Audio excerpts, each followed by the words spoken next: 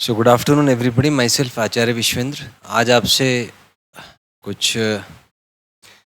Concept पे discussion करूँगा। It is challenges in education today.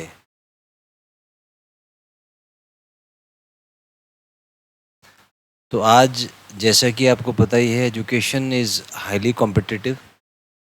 अगर आप किसी अच्छे इंस्टीट्यूट में एडमिशन लेना चाहते हैं तो उसके लिए you have to go through a competitive exam, और उन कॉम्पिटिटिव एग्ज़ाम के लिए काफ़ी महंगा फ़ीस स्ट्रक्चर है और काफ़ी कॉस्टली पड़ता है। तो एक एवरेज स्टूडेंट, एक एवरेज मिडिल क्लास फैमिली से जो स्टूडेंट है, वो इतना पैसा अफोर्ड करने में सामान्यतः सक्षम नहीं होता।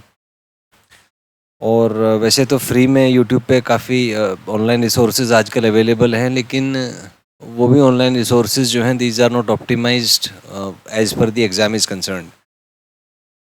तो उसमें काफ़ी चैलेंजेस हैं, तो उसी टॉपिक को मैंने चुना और इस विषय पे कुछ बातें आपसे करूँगा। तो सबसे पहले हम ये सोचें कि कोई भी एक कॉम्पिटिटिव एग्ज़ाम लेते ही क्यों हैं, डायरेक्ट एडमिशन क्यों नहीं ले लेते। तो कॉम्पिटिटिव एग्ज़ाम का एकमात्र पर्पज़ है कि आपके माइंड ब्रेन सिस्टम को जज करना कि आपका जो माइंड ब्रेन सिस्टम है वो किस लेवल का है, क्या वो डेवलप्ड है या केवल बेसिक फंक्शंस करने में ही सक्षम है। तो कोई भी एग्ज़ाम बेसिकली साइकोलॉजिकली पैटर्न्स पे डिज़ाइंड होता है, और उसको आप डिकोड तभी कर पाएंगे या उसमें सक्सेसफुल तभी हो पाएंगे जब आपके माइंड ब्रेन सिस्टम में वो एल्गोरिथम्स होंगे जो उसको डिकोड करने के लिए आवश्यक हैं। तो इसी विषय पे आपसे डिस्कस करूँगा। तो let's start with the first thing. तो सबसे पहले है जो सबसे फर्स्ट कोर चैलेंज आता है, वो है इसमें कि मन नहीं लगता बच्चों का पढ़ने में। और ये जो मन का लगना है, ये किसी भी फील्ड में आप सफल होना चाहते हैं तो उसकी सबसे फर्स्ट कंडीशन है कि उस काम में आपका मन लगना बहुत ज़रूरी है। क्योंकि अगर हम ऑब्ज़र्व करें कि मान लीजिए कोई स्टूडेंट है और ये कहीं इसका ब्रेन होगा, इट्स जस्ट लाइक दैट, लेकिन ब्रेन के साथ साथ माइंड, इसको मैं एक वेव से डिनोट करता हूँ। तो ये दोनों जब तक एज अ सिस्टम इफ़ेक्टिव काम नहीं करेंगे, तब तक रिज़ल्ट नहीं आ पाता किसी भी कॉम्पिटिटिव एग्ज़ाम की। आप केवल एक्टिंग करते हैं तैयारी करने की, बट इफ़ेक्टिवली आप उसको प्रिपेयर नहीं कर पा रहे हैं। तो जो फर्स्ट कंडीशन है एग्ज़ाम की तैयारी करने से पहले, you must make sure that your brain and mind are working together as a system. तो पहला जो टास्क है वो ये होना चाहिए कि एक अपने माइंड ब्रेन सिस्टम को थोड़ा सा एक प्रोसेस उसमें एक डेवलप करें, जिससे आपका माइंड ब्रेन सिस्टम अच्छे से काम कर पाए, अच्छे से फंक्शन कर पाए। तो इसका जो पहला स्टेप है वो ये है कि अपने इमोशंस को ऑब्जर्व करें। और जब भी कोई काम स्टार्ट करें तो या तो हम नेगेटिव इमोशन में वो काम स्टार्ट करते हैं या पॉजिटिव इमोशन में स्टार्ट करते हैं।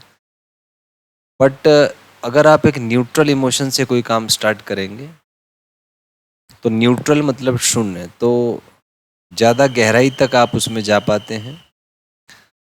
तो जो काम आप कर रहे हैं वो माइंड की बहुत डीप लेवल तक वो पहुंच पाता है, और माइंड ब्रेन बहुत अच्छे से कोऑर्डिनेट कर पाते हैं, और इसी कोऑर्डिनेशन की वजह से रिजल्ट आपका अच्छा रहता है, चाहे आप कोई भी काम करें। तो जो सबसे पहली कंडीशन है आपके कॉम्पिटिटिव एग्जाम की प्रिपरेशन की, वो है कि आपका माइंड और brain, it should act as a system. वो एक सिस्टम की तरह काम करना चाहिए।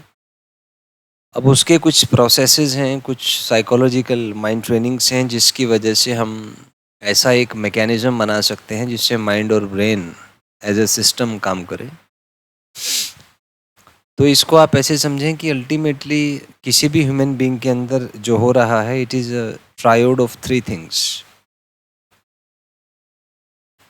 First is information, second is process, and third is energy. तो इन्हीं तीनों के कॉम्बिनेशन की वजह से कोई भी human mind brain system output generate करता है, और उसी आउटपुट से आप सक्सेसफुल या अनसक्सेसफुल होते हैं। So life is always about output.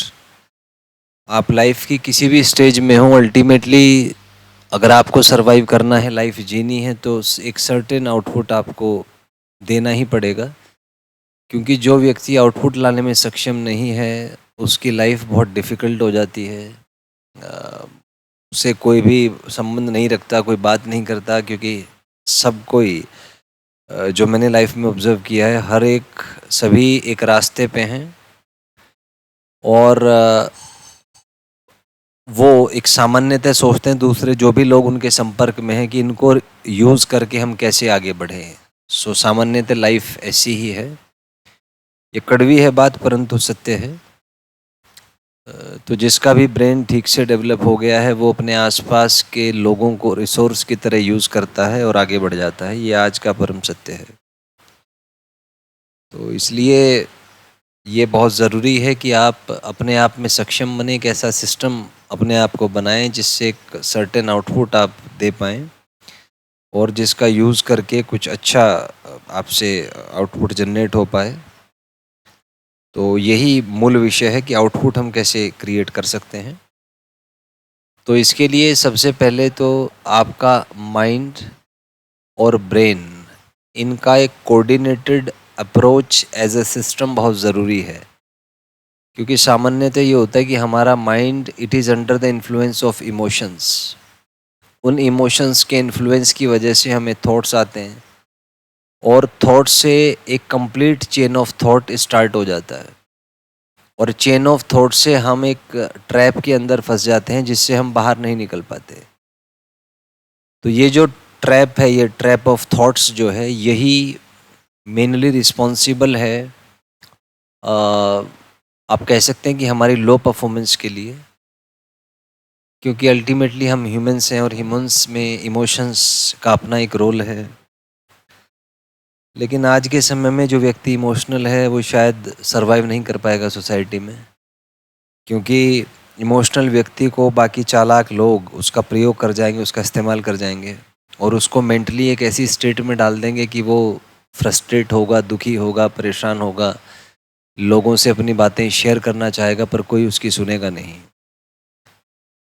तो बहुत ज़रूरी है आज के समय में कि आप स्वयं में इतने सक्षम बने कि इमोशंस के लिए आपको किसी भी सहारे की ज़रूरत ना पड़े। क्योंकि आप जिसे भी सहारा बनाएंगे वो आपका प्रयोग करेगा, आपका यूज़ करेगा। या फिर आप तैयार रहें कि जो आपको इमोशनली सपोर्ट दे रहा है वो कुछ लेगा भी आपसे। ऐसा कोई संबंध नहीं जिसमें स्वार्थ ना हो। दुनिया में हर चीज़ लेन और देन के सिद्धांत पर आधारित है। यदि आपको कोई कुछ दे रहा है तो बदले में वो कुछ लेगा भी। तो इसके लिए भी आपको रेडी होना चाहिए।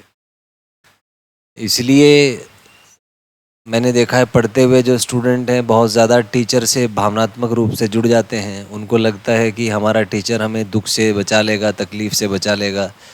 पर वो ये नहीं समझते कि दुख और तकलीफ़ जो आप किसी एग्ज़ाम की प्रिपरेशन में झेलते हैं वही आपके मन मस्तिष्क तंत्र को एज ए सिस्टम डेवलप करती है। और अगर आप उस दुख तकलीफ़ से बचना चाहेंगे तो आपका माइंड ब्रेन सिस्टम ऑप्टिमाइज़ नहीं हो पाएगा काम करने के लिए और आप केवल विचार और भावनाओं के साथ संघर्ष करेंगे। जो बच्चे कॉम्पिटिटिव एग्ज़ाम्स में सेलेक्ट होते हैं, सबसे पहले तो उनकी मेमोरी बहुत शार्प होती है, शार्प मेमोरी।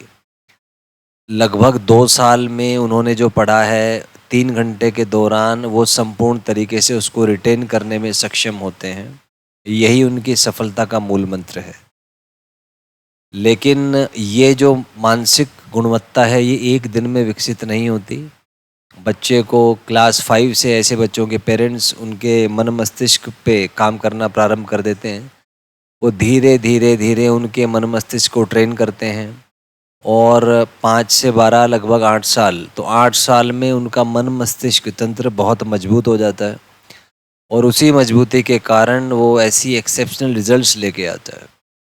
तो जो कोर चैलेंज है वो है कि वो जो मन मस्तिष्क तंत्र है वो कैसे विकसित किया जाए एक आम बच्चे में, जिससे वो भी सफल हो पाए, जिससे वो भी उन मानसिक शक्तियों को प्राप्त कर पाए जिसके कारण वह व्यक्तिगत, सामाजिक तथा कह सकते हैं कि राष्ट्रीय स्तर पर ख्याति प्राप्त करे। इस विषय में नेक्स्ट वीडियो आपसे डिस्कस करूंगा। धन्यवाद। Have a nice day.